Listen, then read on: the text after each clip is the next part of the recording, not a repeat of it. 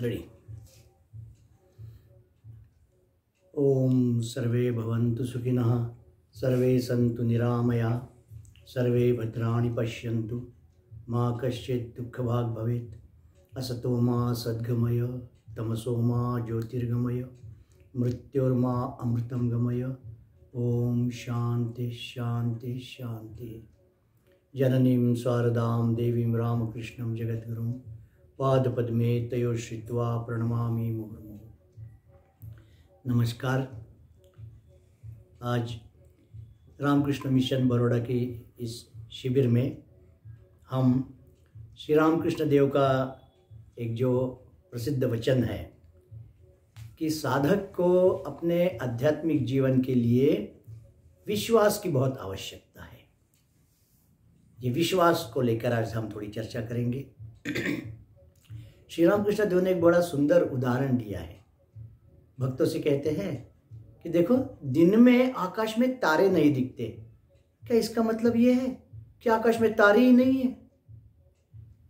संध्या होने दो, रात होने दो, और फिर देखो आकाश की तरफ देखो, दिखेगा कि तारों से आकाश भरा हुआ है।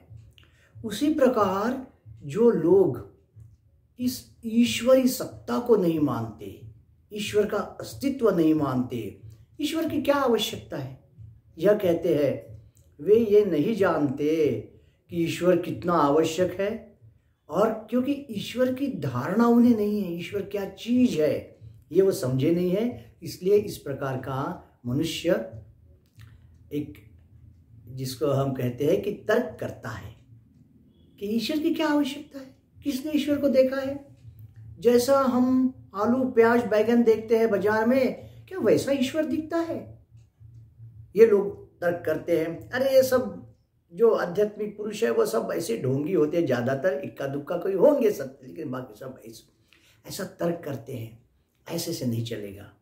ईश्वर क्या है, ईश्वर प्राप्ति कैसे होती है, इस पर जब हम ध्यान देंगे, गौर से महापुरुषों का जीवन जानने की कोशिश करेंगे, आध्यात्मिक जीवन क्या है ये समझने का प्रयास करेंगे, तब कहीं हमें ये सब सत्य है, ये महापुरुषों के उपदेश सत्य है। और ठाकुर श्री रामकृष्ण ऐसा क्यों कहते हैं कि वास्तविक ईश्वर ही सत्य है।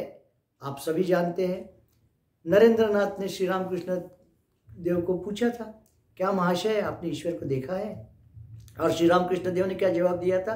हाँ, ईश्वर को देखा है जैसा तुम्हें देखता हूं, और उससे भी ज्यादा, और ज्यादा क्लोजली, या और ज्यादा करीब से। क्योंकि ये जो बाहर का हमारा व्यवहार है ये तो इंद्रियों से चलता है, स्थूल आंखों से हम एक दूसरे को ये जगत सृष्टि देखते हैं, लेकिन ईश्वर को देखने वाली आंख जो होती है वो ये स्थूल भौतिक आंख नहीं होती, वो दूसरी आंख होती है। वो कौन सी आंख होती है? वो एक भावमय चक्षु होती है। भावमय चक्षु से ईश्वर का दर्शन होता है। भगवद गीता में कृष्ण क्या कहते हैं अर्जुन को? जब कहा कि मुझे वो तो आपका वो रूप देखना है, आपका वो दिव्य रूप मुझे देखना है, भगवान ने क्या कहा? दिव्यम ददामि ते चक्षु पश्य में योगमैश्वरम। मेरा ऐश्वर्य देखना है तुम्हें तो मैं दिव्य चक्षु दूंगा, तुम ये सामान्य चक्षुओं से मुझे नहीं देख सकोगे। माने एक जब आध्यात्मिकता क्या है सही समझ में आएगा, तब हमें समझेगा कि आध्यात्मिकता की भी कुछ कंडीशंस है, कुछ आवश्यकता है। जब तक हम वो पूरी नहीं करेंगे तब तक हम कैसे कह सकते हैं कि यह सब कुछ झूठ है और ऐसा ही फिजूल की बातें करते हैं ये लोग? नहीं, ये महापुरुष लोग अपने जीवन में सत्य को, ईश्वर को अनुभव करते हैं, और फिर वे कहते हैं कि नहीं ये सत्य है ईश्वर पर। अब ईश्वर पर विश्वास माने ऐसा कुछ नहीं कि कोई बाहर की वस्तु है ईश्वर, दूर की वस्तु है ईश्वर। वो ईश्वर हमारे अंदर ही छिप कर बैठा है। मोह को कहाँ ढूंढे बंदे, मैं तो तेरे पास में, खोजोगे तो आ मिलूंगा पल भर की तलाश में। ईश्वर सर्वभूतानां हृदयेषु अर्जुन तिष्ठति। भगवान कृष्ण कहते हैं ईश्वर तो तुम्हारे हृदय में रहते हैं। तो ऐसे ईश्वर को जो हमारे अंदर है, हमारे हृदय में छिप कर बैठा है, और उसका अस्तित्व हम नहीं मानेंगे। आजकल का हमारा जो भौतिक ज्ञान है ना, ये भौतिक विज्ञान पर आधारित है। तो हमें ऐसा लगता है कि हमारे जो पंचेंद्रिय है, ये मन है हमारे अंदर एक, बस इसी से सब जगत अनुभव में आता है। हमें ये नहीं मालूम कि ये मन, ये इंद्रिया, ये कर्मेंद्रिया, ज्ञानेंद्रिया, पंच प्राण, अंतःकरण, ये सब कुछ नहीं है। ये केवल मैटर है, ये भी सूक्ष्म मैटर है, ये चला नहीं सकता। इससे हमें जगत की अनुभूति नहीं हो सकती, अपने स्वयं की भी अनुभूति नहीं हो सकती। वो ये सब कार्य तब करते हैं जब इसके पीछे वो ईश्वर की शक्ति काम करती है। ईश्वर की जो सूक्ष्म शक्ति है, जिसने ये मन को व्याप्त करके रखा है। उपनिषद कहता है वो मन का भी मन है, वो प्राण का भी प्राण है, वो आंख का भी आंख है। ऐसा क्यों? क्योंकि वास्तविक ये आंख, ये कान, ये ज्ञानेंद्रिया है, इनको ये शक्ति किसने दी है? ये ईश्वर ने, ईश्वरी सत्ता ने इनको शक्ति दी है। और इसीलिए श्री रामकृष्ण देव ने कहा था नरेंद्र को कि जैसे तुझे देखता हूं उससे भी ज्यादा करीब से मैं ईश्वर को देखता हूं, और मैं जैसा कहूंगा वैसा करोगे तो तुम्हें भी ईश्वर का दर्शन होगा। तो ये ऐसे ईश्वर की तरफ जाने के लिए साधक को विश्वास की खूब आवश्यकता है। बिना विश्वास के हम इस आध्यात्मिक जीवन में आगे नहीं बढ़ सकते। हम जानते हैं छोटे बच्चे बहुत सी बातें हमारी नहीं मानते, बड़े माता पिता जानते हैं क्या है आगे चलकर इसके काम में क्या आने वाला है। बालक को आज मालूम है कि नहीं, हम नहीं करेंगे। बालक को जो अच्छा लगता है वही चाहता है, जो अच्छा नहीं लगता उसे नहीं करूंगा कहता है। लेकिन माता पिता जानते हैं कि उसके लिए वास्तविक अच्छा क्या है, सही क्या है। वैसे ही शास्त्र हमारे माता पिता है, महापुरुष लोग हमारे माता पिता हैं। वे भी जानते हैं कि आज हम लोग अज्ञान में हैं, इसलिए कुछ बातें मानना नहीं चाहते।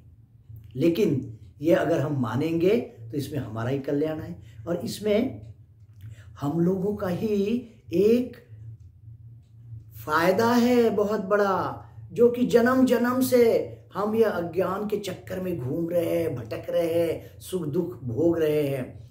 लेकिन ये ईश्वरी सत्ता पर जब विश्वास करेंगे, और ईश्वरी सत्ता को मानने से जीवन में एक अजीब अलग प्रकार की शांति आती है, अलग प्रकार की शांति आती है। जैसे छोटे बच्चे को जब वो डर जाता है तो क्या कहता है, उसके मुंह से क्या निकलता है? पहले निकलता है पापा, माँ, मामा या बाबा या पापा। ये क्यों निकलता है? क्योंकि उसका पूरा भरोसा उन दोनों पर है। वैसे ही अगर हमारा भरोसा ईश्वर पर होगा तो हमारे मुंह से अपने आप निकलेगा, हे प्रभु, हे भगवान श्री कृष्ण, हे शिव जी, हे भोले, ऐसा अपने आप निकलेगा। अब देखिए विश्वास क्या नहीं करता है। आपको एक संक्षेप में एक छोटी सी कहानी बताता हूँ, विश्वास की कहानी। ऐसे ही एक अपने भक्त की कहानी है, मेरे परिचित है, उन्होंने स्वयं मुझे घटना बताई है कि ऐसे उनके पति का एक्सीडेंट हो गया था और ब्रेन इंज्योर हो गया था, बहुत सी हड्डी, स्पाइनल कॉलम में थोड़ा इंज्योर हो गया था। अब ऐसे इसमें डॉक्टर ने कहा कि ऑपरेशन बहुत डेंजरस है, मुश्किल है करना, कैसे भी हम करेंगे, पैसा भी खूब लगेगा लेकिन गारंटी कुछ नहीं। उन्होंने, वो माता जी ने मुझे कहा कि स्वामी जी, मैंने पैसा तैयार कर दिया, सब कुछ बेच बाच करके, कुछ प्लॉट बेच के मैं पैसा किया, फिर डॉक्टर को कहा आप ऑपरेशन करो। और बोले मैं भोले को मानती हूँ, शिव जी को मानती हूँ। मैंने भोले को प्रार्थना की, भोले को कहा भोले ये ऑपरेशन आप करेंगे, डॉक्टर नहीं करेगा, आप करेंगे। और मुझे मेरा बंदा, उनके वो शब्द है, मुझे मेरा बंदा पूरा का पूरा चाहिए, मुझे उंगली भी टेढ़ी नहीं चाहिए। देखो कैसा विश्वास, और कैसा भोले को अपना मानकर उन्होंने कैसा कहा। जैसा छोटा बच्चा अपनी माँ को, पिता को कहता है, नहीं पापा हमको वो चाहिए, नहीं मम्मी वो हम उसको नहीं, हमें वो चाहिए ही। और माँ पिता जैसे बच्चे की इच्छा पूर्ण करते हैं, वैसे ही वो भोले को बोल रही है, भोले आप ऑपरेशन करेंगे, मुझे मेरा बंदा पूरा चाहिए। और ऑपरेशन हुआ। डॉक्टर ने होने के बाद कहा कि माता जी ऑपरेशन तो ठीक ही हुआ है, 24 घंटे के बाद पता चलेगा, 48 घंटे लगेंगे, देखिए 24 घंटे के बाद वो होश में आएंगे। देखा गया कि वो 24 घंटे में होश पर आ गए और उनकी नज़र ऐसी थी जैसे वो पहचान रहे हैं। तो जब वो होश में आ गए तो वो अंदर गई तो देखा उनकी आँख की पुतली हिल रही है इधर उधर। डॉक्टर बड़े खुश हो गए, चलो ये अच्छा रिस्पॉन्स दे रहे। 24 घंटे के बाद में जब ये फिर से एक बार कमरे में गई, वहाँ वो आईसीयू में। तो देखा वो बोल रहे हैं मुझे बाथरूम जाना है, बाथरूम जाना है। तो बोले नहीं बाथरूम जाने की आवश्यकता नहीं है आपको, सब है। नहीं, बोले वहीं तो बाथरूम है, वहीं तो बाजू में तो बाथरूम है। डॉक्टर और आश्चर्यचकित हो गए कि उन्हें इतना भी समझ रहा है कि बाथरूम यहाँ है। फिर ये होने के बाद में उन्होंने डॉक्टर जो डाउट कर रहे थे कि क्या होगा कुछ नहीं, उन्होंने पैर हिलाने को कहा, पैर हिलाना, हाथ हिलाने का, हाथ का सब बराबर, ब्रेन पूरा ठीक है। और धीरे धीरे 2 दिन के बाद में दिखने को आया कि उन्हें ऑलमोस्ट सब कुछ ठीक है, कुछ भी बिगड़ा नहीं है। अब जब ऐसा हुआ तो वो माताजी कहती है मैंने डॉक्टर के पास गई और यहाँ डॉक्टर बहुत बहुत धन्यवाद, आपने मैंने जिस प्रकार से किया, और मुझे मेरे पति आपने ठीक से पूरे लौटा दिए। अब डॉक्टर वो माताजी के हाथ पकड़ कर कहते हैं माताजी ये ऑपरेशन मैंने नहीं किया, मुझे पता नहीं, मैं भगवान मानता नहीं हूँ, लेकिन जब मैं ये ऑपरेशन कर रहा था तो मुझे अनुभव हो रहा था कि जैसे कोई मुझसे करा रहा है, मैंने नहीं किया। और आपको कहता हूँ जब से मेरा ये ऑपरेशन हुआ है मुझे अभी भी ऐसा अनुभव हो रहा है जैसे मैं हवा में चल रहा हूँ। ये डॉक्टर के शब्द हैं। और फिर बोले मैंने डॉक्टर से कहा डॉक्टर ये ऑपरेशन आपने नहीं किया, ये मेरे भोले ने किया, मैंने भोले को कहा था कि आप ऑपरेशन करना। तो डॉक्टर ने कहा हाँ माताजी ऐसा ही होगा। देखिए ये सत्य घटना है, ऐसी कई घटनाएं आप लोगों को अब ये भक्ति ग्रंथों में मिल सकती है। ये अभी की घटना है और एक प्रत्यक्ष एक माताजी ने मुझे बताई, करके कहा ये विश्वास का परिणाम है। इस जो इतना सुनता है इस प्रकार अपने को, तो क्या वो ईश्वरी सत्ता नहीं है? एक नास्तिक डॉक्टर जो ईश्वर को मानता नहीं है, वास्तविक बहुत से डॉक्टर लोग वगैरह ईश्वर नहीं मानते, वो अपने स्वयं के कर्तृत्व पर ही विश्वास रखते हैं, लेकिन इसको चलाने वाला कोई और एक शक्ति है, एक ईश्वरी शक्ति है, ये वो नहीं मानते। हम कहते हैं विश्वास से क्या होता है? विश्वास से ही अनुभूति आती है, अनुभव देता है विश्वास। देखिए इस प्रकार का विश्वास ने वो माताजी को क्या अनुभव दिया, क्या अनुभूति दी? मेरा भोला सत्य है, मेरा ईश्वर सत्य है। और डॉक्टर एक भक्त के साथ संपर्क आने के कारण डॉक्टर का भी विश्वास बैठ गया कि यार ऐसा भी होता है जो मैं मानता नहीं। और वो स्वयं एडमिट कर रहे हैं कि मैंने ऑपरेशन नहीं किया, जैसा मुझसे कोई करा रहा है। ये विश्वास हमें अनुभव देता है, अनुभूति देता है। देखिए हम लोग बताया जाता है अरे जहर है मत खाओ, अरे बिजली का तार है मत छुओ, हम लोग मान लेते हैं, जगत में मान लेते हैं। हम डॉक्टर की चिट्ठी लेकर जाते हैं दवा की दुकान में, कहते हैं हमको पैरासीटामोल दो, हमको एंटीबायोटिक दो, फलाना फलाना, वो दे देता है, हम मान लेते हैं। क्या विश्वास नहीं है? हमने विश्वास रख लिया, हमने फार्मेसी वाले पर विश्वास रख रहा, गोली के ऊपर विश्वास रख रहा, क्या उसके अंदर कुछ भी हो सकता है? हम कहते हैं तर्क नहीं, हम क्या कहते हैं, हमें भगवान ने दिल दिया है, दिमाग दिया है, हमें दिल ना हृदय दिया है ना, वो ईश्वर के पास रखना चाहिए। हृदय को, दिल को ईश्वर में लगाना है विश्वास के लिए, और दिमाग है ना वो दुनिया में लगाना है, जगत में लगाना है। लेकिन हम करते उल्टा, हम दिल लगाते हैं जगत में और दिमाग लगाते हैं भगवान में, भगवान के साथ तर्क करते हैं, भगवान ने ऐसा क्यों किया, वैसा क्यों किया, अगर भगवान सत्य है तो ये क्यों कर रहा है, वो क्यों कर रहा है, ऐसा हम मानते हैं। तो इससे नुकसान किसका है? नुकसान हमारा ही है। हम दिल भगवान से लगाएंगे तो दिल में विश्वास आएगा और हमें विश्वास से एक अनुभूति भी आएगी। भगवान देते हैं इस प्रकार का, विश्वास करने से अपना विश्वास सत्य करके दिखाते हैं अनुभूति से। अब अनुभूति जब आ जाती तो हम उसको अपनी अनुभूति को हम कभी नकार नहीं सकते।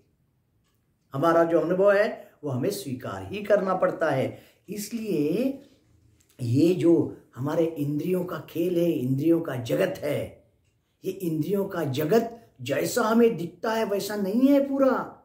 छोटा बच्चा कहता है सनराइजर्स इन द ईस्ट, क्या सूरज ईस्ट में वास्तविक उगता है? नहीं, पृथ्वी घूमती है करके वो निकल रहा है, ऐसे दिखता है।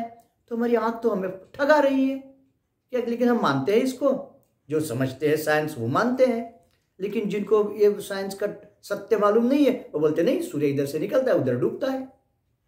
तो लेकिन जिन्होंने देखा है, आपको मालूम है कि ये बातें जिसको वैज्ञानिक सत्य कहते हैं, ये वैज्ञानिक सत्य, वो लोग क्यों वैज्ञानिक सत्य कहते हैं? क्योंकि उनका विश्वास है, उन्होंने अनुभव किया है, जान लिया है। वैसे ही ईश्वरी सत्ता, जब हमारा विश्वास हमें उसकी अनुभूति देता है, हमें समझा देता है, तब हम उसको मानने लगते हैं। युधिष्ठिर भीष्म जी के पास गए, आखिरी जब वो शरशैया पर पड़े थे, और युधिष्ठिर पितामह को होता है, पितामह कैसा आश्चर्य, हम लोग 5 लोग थे कौरवों की तरफ, आप जैसे सब लोग, लेकिन आज मैं राजा बन गया, मैं चक्रवर्ती सम्राट बन गया, आप ऐसे पड़े हो, कौरव नष्ट हो गए। तब पितामह ने कहा, युधिष्ठिर भाग्यम फलति सर्वत्र न च विद्याम न कौशलम। भाग्य नाम की चीज है ना, भाग्य क्या है? भाग्य मानी ईश्वर की इच्छा, भगवान की इच्छा, ईश्वर की इच्छा। ये जगत ईश्वर की इच्छा से चल रहा है। एक विशिष्ट समय में ऐसा होता है, एक विशिष्ट समय में वैसा होता है। कौन निर्धारित करता है? ये ईश्वर करता है। हमारे यहाँ सत्य युग, त्रेता युग, द्वापर युग, कलयुग, 4 कालों की कल्पना की गई है, मान्यताएं हैं। कृष्ण का द्वापर युग था, राम जी का त्रेता युग था, हरिश्चंद्र का सत्य युग था। माने सत्ययुग में मनुष्य थोड़ा अलग होता है, उसके मूल्य अलग होते हैं, विश्वास अलग होते हैं, साधना अलग होती है। त्रेता में थोड़ा अलग होता है, द्वापर में और अलग, और कली में और ही अलग। कली में विशेष करके ये इस प्रकार के इंद्रियातीत सत्य को नहीं मानना, यही धर्म हो जाता है। हम नहीं मानेंगे जो इंद्रियों को दिखेगा, जो हमारे सोकॉल्ड मन को, बुद्धि को पटेगा, उसी को हम मानेंगे। भगवान तो का लेबोरेटरी में टेस्ट नहीं हो सकता करके भगवान को नहीं मानेंगे। अरे बाबा, भगवान को वैसे नहीं मानोगे, लेकिन अनुभव से तो मानोगे। हमारी माता के गर्भ में हमें किसने बनाया? कि हमारी माता क्लेम करती है मैंने बनाया? नहीं, किसने बनाया? कौन सा तत्व है वो जिसने बनाया? अपने आप कैसे बना?